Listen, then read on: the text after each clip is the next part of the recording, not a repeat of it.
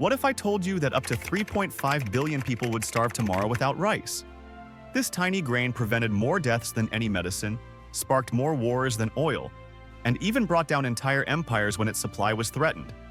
Let's dive into the entire history and importance of rice, a grain that shaped the world. The early importance of rice. Rice is more than just a crop. It is the bedrock of civilization. In ancient times, over 65% of the world's populations relied on rice as their primary source of calories. This humble grain became the fuel that powered humanity, allowing cultures to grow, empires to rise, and communities to thrive. What made rice so crucial? Unlike other staple crops, rice has the unique ability to produce up to 3 tons of grain per hectare, which is 3 times more than wheat or barley could yield in ancient times.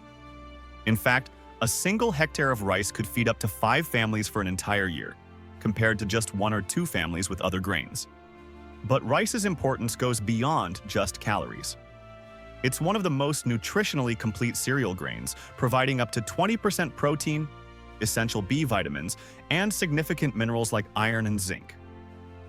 Archaeological evidence shows that populations with rice-based diets had significantly lower rates of malnutrition compared to those relying on other staple crops. Rice also revolutionized early agriculture through its versatility.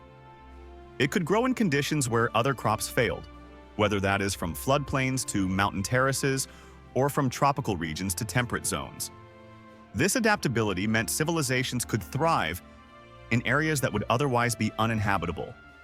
The proof? Early rice-growing regions supported population densities up to 10 times higher than regions dependent on other crops. Most remarkably, rice became the world's first reliable food storage system. When properly dried and stored, rice can last for years without spoiling, something unheard of with other ancient food sources. The grain's impact on early economics was equally profound. Rice became one of the world's first forms of currency used to pay taxes, wages, and tributes. Its value was so stable that many ancient Asian civilizations measured wealth not in gold, but in rice. Now, let's shift back to the beginning, to when rice originated. The mysterious origins of rice. The quest to trace rice's true origins has sparked one of archaeology's most intense debates. Scientific findings backed by extensive DNA analysis and archaeological discoveries points to 2 distinct domestication events of Asian rice: Oryza sativa, japonica rice, first cultivated around 10,000 BCE in China's Yangtze River Valley, and indica rice, which emerged about 4,000 years later in India's Ganges River Valley. What's remarkable is that both these varieties carry a special mutation, the non-shattering gene, that keeps the grains from falling off the plant when they ripen, making them easier to harvest. This shared trait suggests a common ancestor, but how did this come about? In 2011, scientists at Stanford University mapped the rice genome. They found that all Asian rice likely descended from a single domestication event of wild rice, Oryza rufipagon, in China's Pearl River Valley. This birthplace of rice set the stage for a food that would one day feed billions. Archaeological evidence backs up this theory. In the Diaotonghuan cave site in China's Middle Yangtze Valley, researchers discovered microscopic rice remains called phytoliths, dating back to 12,000 BCE. These early grains were larger than their wild counterparts, indicating early selective breeding. But here's where things get interesting. In India, archaeologists unearthed rice remains from as early as 8,000 BCE at a site in Lahuradewa, Uttar Pradesh. Could rice have been independently domesticated here as well?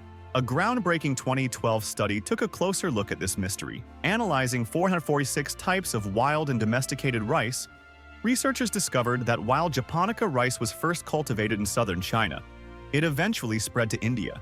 There, it crossbred with local wild rice, creating indica rice, a whole new variety suited to the Indian climate and culture. Pretty cool, right? Next, we'll jump into the worldwide spread of rice production and discuss how it advanced in various areas. The global spread of rice cultivation. By 6000 BCE, rice cultivation had spread from China to Southeast Asia, carried by migrating farmers who brought their agricultural knowledge with them. But rice didn't just travel, it evolved. As rice moved into different climates and terrains, farmers began selecting varieties that could thrive in local conditions. In Japan, they developed short-grain sticky rice that is perfect for sushi. In India, they created aromatic basmati rice. In Indonesia, they bred varieties that could grow in deep water. This agricultural innovation led to an explosion of diversity. Today, there are over 40,000 varieties of cultivated rice worldwide. One of the most compelling chapters in rice's global story unfolded in Africa. Around 3,500 years ago, West African farmers pulled off something unprecedented. They independently domesticated their own species of rice, Oryza glaberrima. This entirely distinct species, cultivated over generations by African farmers, later became important to rice cultivation in the Americas, though it reached those shores through the tragic route of the transatlantic slave trade. In the upcoming exploration, we'll reveal how this precious grain faced challenges yet still managed to travel across ancient economies, sparking global interest along the way. The rice trade. By 3000 BCE, rice had become one of the world's first global commodities. Ancient Chinese texts tell us that rice was so valuable, it was used to pay taxes and soldiers' wages. In fact, the Chinese character for rice is the same as the character for food. That's how central it was to their economy. But managing the rice trade wasn't simple. Rice is heavy. A cubic meter weighs about 750 kilograms. It's also sensitive to moisture and can spoil if not stored properly.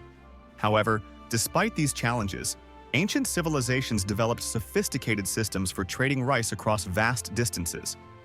The earliest signs of large-scale rice trade comes from the Yangtze River Valley around 4000 BCE. Archaeologists have discovered massive granaries capable of storing tons of rice, suggesting an organized system of collection and distribution.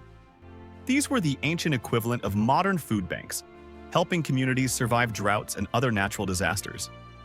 As rice moved along trade routes, it carried with it new technologies, culinary methods, and cultural practices.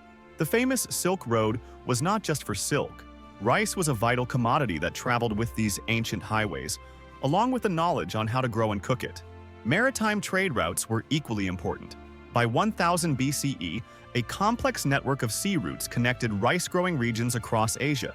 Chinese junks would carry rice to Southeast Asia, exchanging it for spices, while Indian merchants shipped their aromatic varieties to the Middle East, where rice became integrated into Persian and Arab cuisine.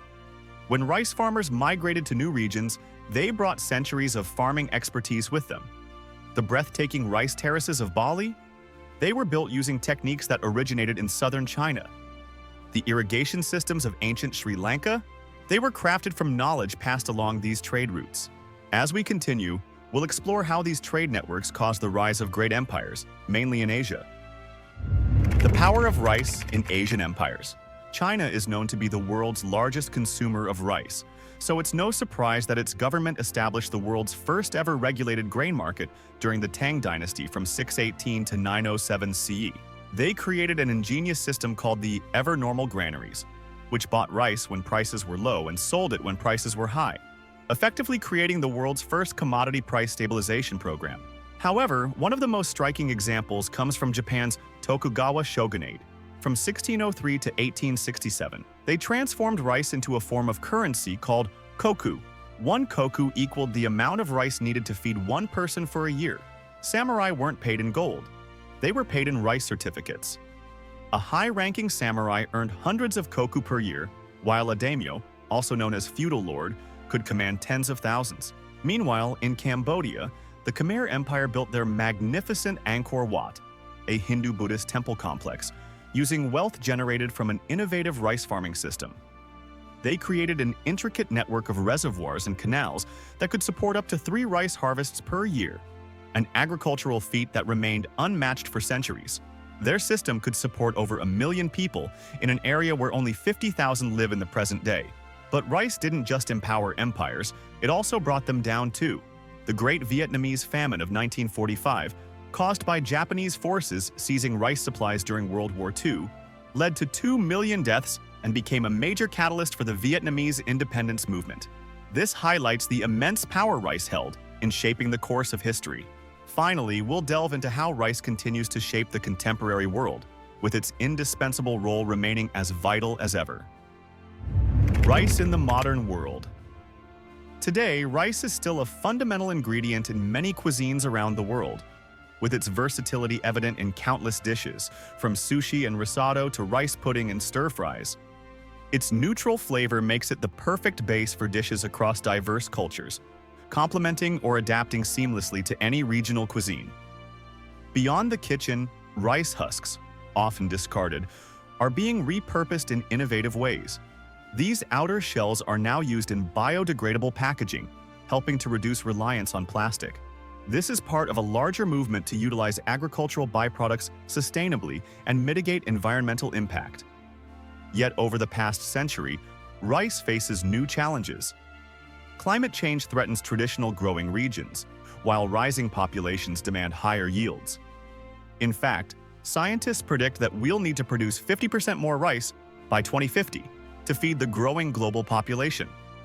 The question is, how do we meet this demand? The answer lies in a blend of high-tech innovation and time-tested farming practices. In Japan, for example, farmers are using AI-controlled robots to plant and harvest rice with precision that once seemed like science fiction. Meanwhile, in India, scientists have developed scuba rice, a strain that can withstand being submerged for up to 2 weeks, and crucial adaptation for regions experiencing increased flooding due to climate change. But the most promising developments lie at the intersection of the old and new. The system of rice intensification, developed in Madagascar, combines traditional farming methods with modern techniques to increase yields while using less water and fewer chemical inputs. Now being adopted worldwide, it shows how ancient wisdom can help solve modern problems.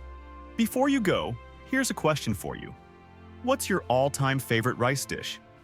Share your thoughts in the comments below, and don't forget to subscribe and watch the other videos on our channel.